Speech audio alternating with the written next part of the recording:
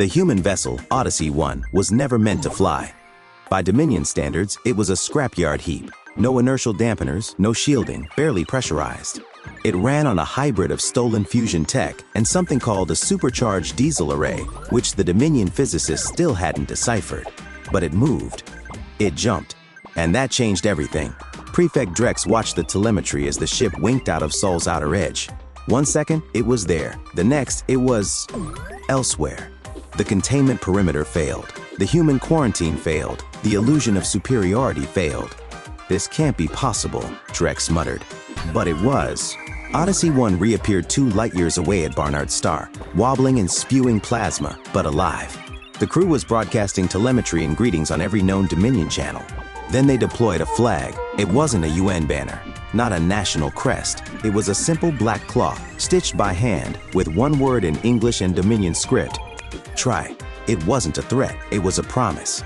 Earth celebrated like it had won a world war. But back home, they didn't slow down. The launch of Odyssey 1 was only the beginning. The Wildcard Protocol transitioned into Project Reckoner, a permanent human mandate to push faster, fight harder, and explore further. Governments collapsed and reformed around it. Science and military industries blurred. Children grew up learning alien languages as a second tongue. Earth became a forge. The Dominion had a choice. Some called for annihilation. The humans were too unstable, too fast, too different. Letting them expand would mean letting them reshape the region in their image. But others argued the unthinkable.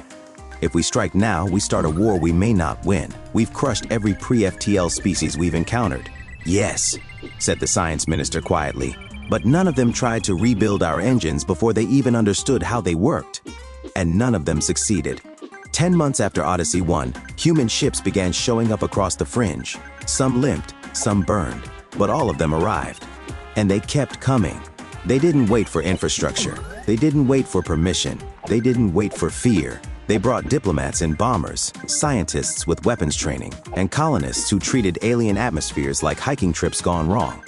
And if they found something hostile, they adapted. They always adapted. The Dominion watched, frozen between fear and awe, as humans crossed every line.